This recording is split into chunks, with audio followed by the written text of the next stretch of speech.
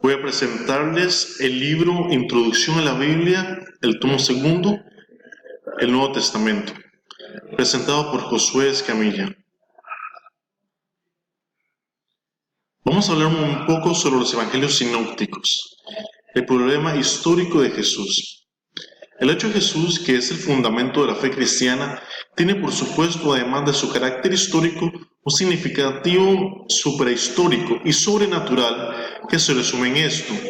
Para la fe, Jesús representa una intervención en el devenir humano. Entre los católicos, la respuesta está garantizada por la fe. Es significativa la reacción romana contra la audacia de un Loisy. Los evangelios son un documento de la historia. Pero esta afirmación se refiere al hecho de la historicidad, no al modo como ha sido transmitido. Ahora bien, con no poca frecuencia los apologistas católicos se contentan con un razonamiento que no es ciertamente falso, pero que no tiene suficiente envergadura para responder a la problemática contemporánea. Vamos a hablar ahora un poco sobre la argumentación clásica.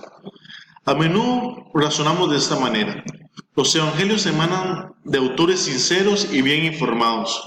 Luego son históricos. Ahora bien, este razonamiento no indica nada acerca de la manera como son históricos estos escritos, y con todo seguidamente carga sobre los autores de los evangelios el peso de una crítica moderna que parece excesivo.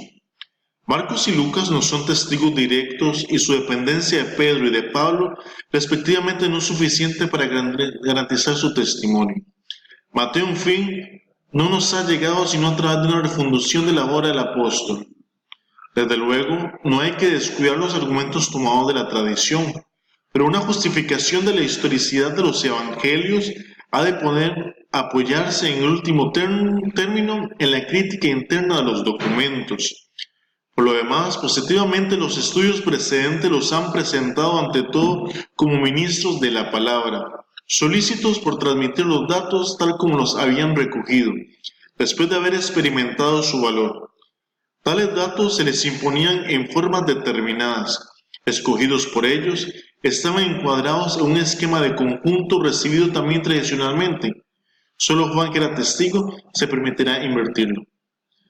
La argumentación clásica reclama un complemento. Desde luego, siempre habrá que establecer mediante la crítica externa la autenticidad de los evangelios, deducir su historicidad como corolario de esta autenticidad, pero además de esto habrá que precisar cómo son históricos. Se pueden distinguir tres etapas que corresponden a los estadios en los que se pueden examinar los escritos evangélicos. Número 1. Los 4 evangelios, al constituir la regla de la fe evangélica, fueron considerados primeramente en bloque, como el evangelio en 4 formas, más bien como 4 evangelios. Según la expresión de Ireneo, es el evangelio tretaforme. A esta presentación tradicional se pueden añadir desde el punto de vista moderno una encuesta sobre los materiales contenidos en los evangelios. Número 2. Un estudio de los 4 evangelios considerados separadamente sirve para precisar el género literario evangelio y apreciar en este estudio en qué sentido se les puede llamar históricos. Número 3. Finalmente hay que remontarse hasta la tradición evangélica anterior a la redacción de los 4 evangelios, mediante un estudio sumario del medio en que vivió, precisar en qué grado merece nuestra confianza desde el punto de vista histórico. Ahora vamos a hablar un poco sobre el género literario evangelio. Los hechos están intrínsecamente ligados a su interpretación. Son opúsculos catequísticos que refieren una historia. No hay, pues, que exigir las características de los libros modernos de historia. Pero al mismo tiempo tienen una intención biográfica subyacente a la intención catequética. Se trata, en efecto, de un evangelio de la buena nueva que ha de transmitir sobre el hecho que tuvo lugar hace tiempo. Los evangelios son, pues, por naturaleza, libros de historia. Pero la escasa consistencia del marco muestra que no se escribieron con un fin científico de historia. No son simplemente libros de historia. Su doctrina es a la vez sumible e inadmisible. Van contra las ideas corrientes sin tratar de hacerse reconocer. Los milagros están descritos con una sobriedad que los distingue inmediatamente de los relatos no evangélicos. Los evangelios aparecen pues escritos sin verdadera preocupación apologética, en el sentido moderno de la palabra, sino con el fin de transmitir tal cual el hecho de que dan testimonio. Desde luego lo interpretan, lo ven con una óptica que es de la fe. Y sin embargo, la sencillez de la narración y de las maneras de hablar, las dificultades que de tal ingenuidad dimanan en la presentación doctrinal, la unión indisoluble de la doctrina y del hecho que hace imposible la adhesión puramente intelectual al Evangelio, mas requiere el reconocimiento del carácter divino de Jesús. Todo esto converge para mostrar que los evangelios no son una especulación doctrinal, sino una atestación de un hecho. Jesús y las vidas de Jesús. El Jesús de la historia y el Cristo de la fe. El único punto de convergencia de nuestra búsqueda es Jesús. Jesús el que pensaba alcanzar los padres de la iglesia a través de los evangelios. Jesús en quien tenían puesta la mirada los teólogos del Nuevo Testamento. Jesús, de quien da testimonio cada uno de los evangelios. Jesús al que enfocan todas las unidades de la tradición evangélica. Jesús se presentó como el Hijo de Dios venido para salvar a los hombres, afrontando voluntariamente la muerte y resucitando. Esa convergencia que proviene de autores y de comunidades que viven en diversos lugares, que escriben con diversas preocupaciones y manifiestan a veces sus divergencias parciales, invita a ver aquí algo más que la expresión de una experiencia religiosa, a reconocerla a testificación de un hecho. Así científica y racionalmente a través del Cristo de la fe se alcanza el Jesús de la historia. No un abismo entre los dos, sino un camino. Nosotros no nos mantenemos encerrados en el mundo de la fe, sino que racionalmente descubrimos en un mundo de la fe la presencia de un hecho histórico, Jesús de Nazaret. La encuesta histórica me pone presencia de una existencia misteriosa que tiene un alcance doctrinal y que me compele a creer en este hombre misterioso que dice el Salvador de los hombres. La respuesta pertenece a la fe. El hecho de Jesús es presentado como una vida. Es imposible separar el mensaje evangélico de esta existencia de la vida del hombre. Dios que le fue voluntariamente la muerte para salvar a los hombres. Sin embargo, los evangelios no se presentan como obras a partir de las cuales se podría comprender esa vida científica, moderna, que tantos contemporáneos querrían leer. Esa tentativa de descubrir las bases históricas objetivas consiste en interrogar los documentos evangélicos, no según su género literario, sino contra su perspectiva. Quiere asistir al fin de los acontecimientos independientemente de su significado religioso.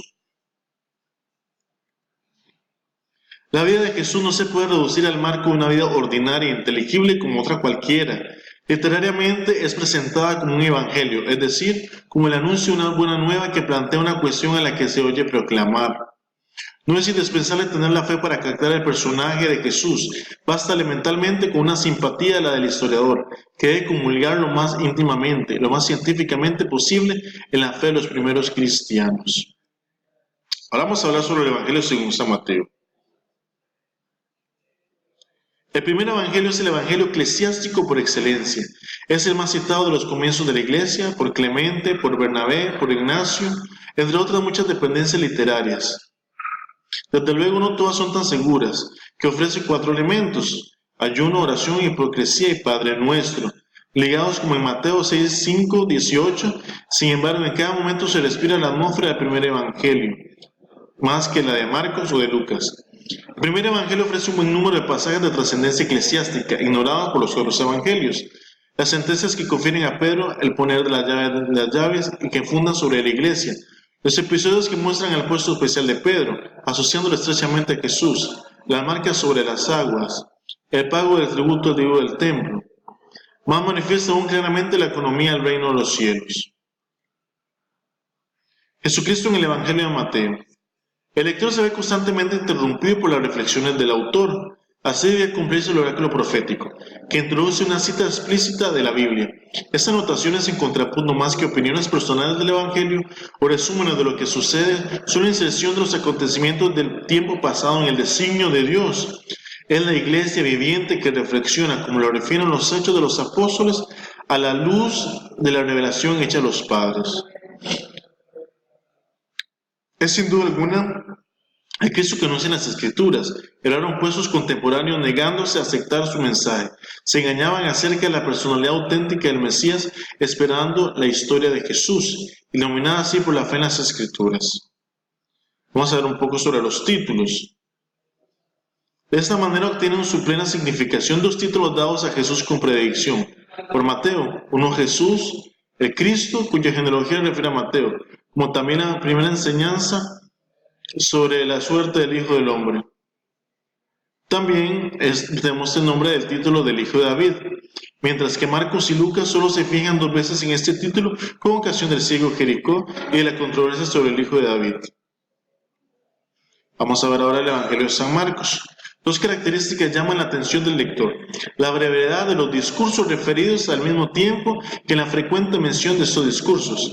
Estrictamente hablando, en Marcos no hay más de dos discursos, el discurso en parábolas y el discurso escatológico. Podemos decir así que suprimió voluntariamente Marcos el sermón de la montaña, como pretendían ciertos críticos. La cuestión no se ha resuelto todavía. En cuanto a las consignas apostólicas eclesiásticas abundantemente desarrolladas en Mateo, solo quedan en Marcos algunos rastros, 4 versículos de las primeras y de 12 a 16 de las segundas. La misma variedad caracteriza la controversia sobre Beelzebú y el discurso de la maldición de los escribas y los fariseos. Todavía un indicio curioso: Marcos anuncia a veces varias parábolas y solo se refiere a una. Parece incluso que ofrece numerosos contactos con una tradición más desarrollada, como por ejemplo en la parábola de los talentos, donde los detalles que siguen en el mismo orden que en Mateo. Vamos a ver por los títulos que da Marcos. Jesús, el Hijo de Dios. El título del libro precisa la meta de Marcos. Comienza el Evangelio Jesucristo, Hijo de Dios. He aquí como Jesucristo mostró ser el Hijo de Dios. Algunos manuscritos no contienen estas últimas palabras, pero sólidas razones de crítica autorizan a mantenerlas. A diferencia de Mateo, que siembra con profusión el apelativo de Hijo de Dios.